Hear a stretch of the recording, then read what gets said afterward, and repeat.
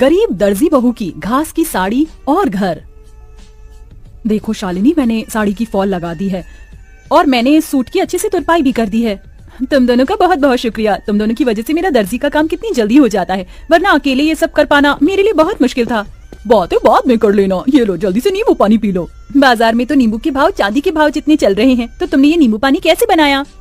वो पड़ोस वाली काकी है ना, उनकी नौकरानी आज नहीं आई थी, तो मैंने उनके घर के थोड़े बहुत काम कर दिए थे, इसलिए उन्होंने पैसों के बदले मुझे ये नींबू दे दिए।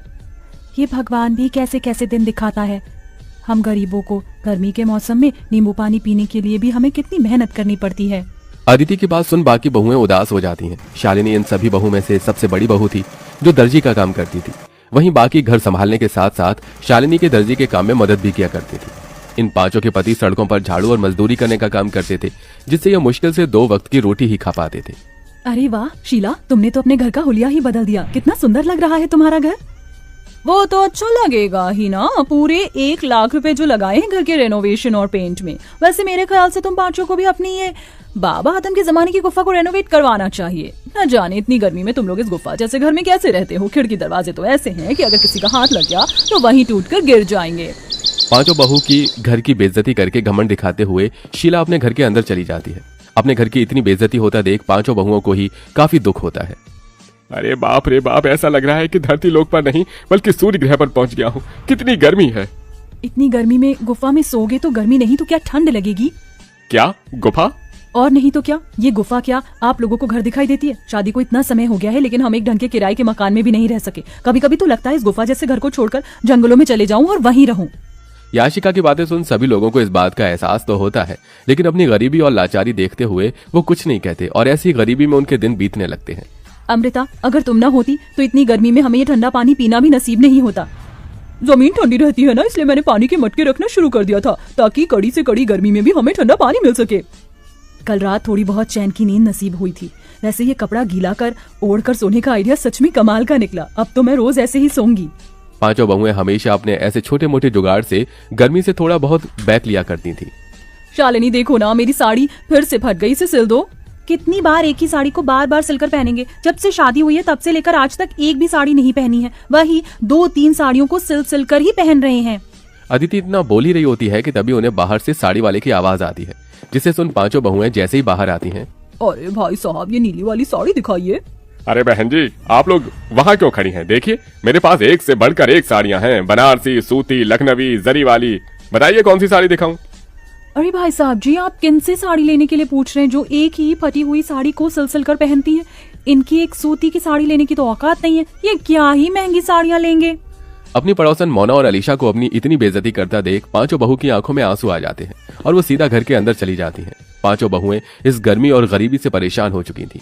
पांचों बहुएं आंगन में बैठ एक दिन झाड़ू बर्तन कपड़े कर रही होती हैं कि तभी अचानक जोरों से हवाएं चलनी शुरू हो जाती हैं। लगता है बहुत जोरों से तूफान आने वाला है। चलो जल्दी घर के अंदर चलते हैं। पांचों बहुएं जैसे ही घर के अंदर जाने लगती हैं कि तभी तेज आंधी की वजह से उनके घर की छत उड़ जाती है और साथ ही साथ उनके घर की दीवारें भी टूटकर बिखर जाती हैं। हे भगवान, ये तूफान गांव में नहीं बल्कि हमारी जिंदगी में आया। अब हम लोग कहाँ रहेंगे? अपने घर के टूट जाने की वजह से पांचों बहुएं बहुत रोती हैं। शाम होते ही इन सब के पति घर आते हैं और ये सब नजारा देख उन्हें भी काफी दुख होता है, जिसके बाद अब वो सभी सिर छुपाने के लिए जंगल की तरफ बढ़ते हैं और एक बड़े से पेड़ के नीचे बैठकर अपनी रात वहीं गुजार लेते हैं। जहाँ ये सभी लोग रहते थे वहां पर एक बड़ी सी नदी भी बनी हुई थी, जो तूफान की वजह से काफी गंदी हो गई थी, जिसे देख पांचों उस नदी की सफाई करते हैं और ऐसे ही उनके कई दिन गुजर जाते हैं। कभी कभी तो मन करता है इसी नदी के अंदर कूदकर जान दे दूं, कम से कम इन चीजों से छुटकारा तो मिलेगा। अमृता, ये तुम कैसी बातें कर रही हो? जिंदगी का तो नाम ही संघर्ष है, हम लोग ऐसे हार नहीं मान सकते। शालिनी की बात सुन नदी किनारे बैठी सभी बहुओं की आंखों में आंसू आते हैं। तभी उनके आंसू नदी के अंदर जा गिरते हैं। उनके आंसू जैसे ही नदी के अंदर जाते हैं तो नदी के अंदर एक सुनहरी रोशनी चमकती है और देखते ही देखते उनके सामने नदी की रानी बाहर आती है। कौन हो तुम? मेरा नाम नंदिनी है और मैं इस नदी की रानी हूँ। तुम पांचों ने मेरी नदी को साफ किया, यहाँ आसपास सफाई रखी और आज तुम लोग बैठकर ऐसे रो रहे हो। बताओ तुम लोग क्यों रो रहे हो? उस रानी की बात सुन सारी बहुएं उसे सारी बात बताती हैं, जिसे सुन वो रानी पांचों बहू को अपने साथ नदी के अंदर ले जाती है। उस नदी के अंदर की जमीन, मछली, घर सब कुछ घास का बना हुआ था। ये सब देख पांचों बहुएं बहुत हैरान होती हैं। ये सब हकीकत है या कोई सपना? ये सपना नहीं, हकीकत है। ये घास जादुई घास है जिसकी मदद से तुम लोग कुछ भी बना सकते हो और वो चीज बिल्कुल असली चीज की तरह ही काम करेगी।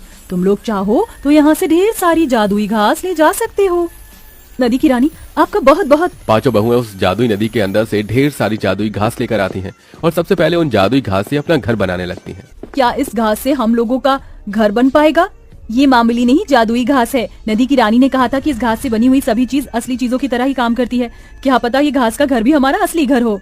पांचों बहुएं कुछ घंटे के अंदर एक बहुत बड़ा सा घास का घर तैयार कर देती हैं, जिसमें वो पांचों अलग अलग कमरे भी बनाती हैं। साथ ही साथ वो बाथरूम और रसोई घर भी बनाती हैं, जिसमें घास का चूल्हा, घास के बर्तन और कमरों में घास का पलंग, कुर्सी। जादुई घास होने की वजह से सारी चीज असली चीजों की तरह बिल्कुल मजबूत हो चुकी थी। मुझे तो यकीन ही नहीं हो रहा कि हम लोग अपने घर के अंदर खड़े हैं, वो भी एक ऐसा घर जो असली घर से भी ज्यादा मजबूत और अच्छा हो। अब तो हम यहाँ आराम से रहेंगे। जादुई घास होने की वजह से हमारा ये घास का घर भी कितना ठंडा है। अब तो यहाँ हमें बिल्कुल भी गर्मी नहीं लगेगी। पांचों बहुएं अपने अपने पतियों के साथ आराम से घर में रहती हैं और ऐसे ही कुछ दिन गुजर जाते हैं। सच में अब तो हद हो गई है। मन कर रहा है ये बची कुची साड़ी ले जाकर फेंक दूं। क्या हुआ अदिति, तुम इतने गुस्से में क्यों हो? गुस्सा ना करूँ तो खुशी के मारे नाचूं। उस दिन तुमसे साड़ी सिलवाई थी, देखो आज फिर से ये साड़ी फट गई। अदिति की बात सुन शालिनी के मन में एक ख्याल आता है, जिसके बाद शालिनी दोबारा उस जादुई नदी के अंदर जाती है और वहां से ढेर सारी जादुई घास लेकर आती है और अपनी सिलाई मशीन पर बैठकर कुछ घंटे के अंदर ही घास की बनी हुई 5 साड़ियां तैयार कर देती है।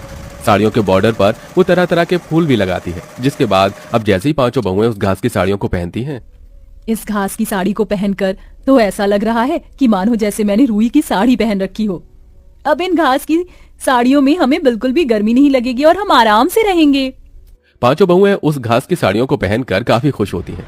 जिस तूफान से इन पांचों का घर टूटा था, उस तूफान में गांव में और भी कई लोग थे जो बेघर हो गए थे। ये सब देख पांचों बहुएं उन लोगों के लिए जादुई घास से घर बनाती हैं।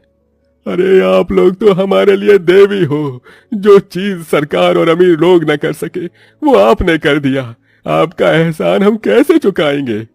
जादुई घास के घर बनाने के साथ साथ पांचों बहुएं गरीब औरतों के लिए घास की साड़ियां भी बनाती हैं, जिन्हें वो काफी सस्ते दामों में बेचती हैं। बरसों से सपना था कि सूती की साड़ी लूंगी, लेकिन हमेशा पैसों की कमी की वजह से ना ले सकी। लेकिन आज आपकी वजह से मैं रुई जैसी मुलायम साड़ी पहन सकूंगी। आपका बहुत बहुत शुक्रिया। जरूरतमंदों की मदद कर पांचों बहू काफी खुश थीं। वो घास की साड़ी बेचकर थोड़े बहुत पैसे भी कमा लिए थे, जिनको अब वो बुटीक में लगाती हैं और बुटीक खोलती हैं। घास की तरह तरह की ड्रेस बनाकर बेचती हैं और अब उन सब के पति अपना खुद का काम शुरू कर देते हैं, जिससे अब धीरे धीरे उनकी जिंदगी सही राह पर आने लगती है।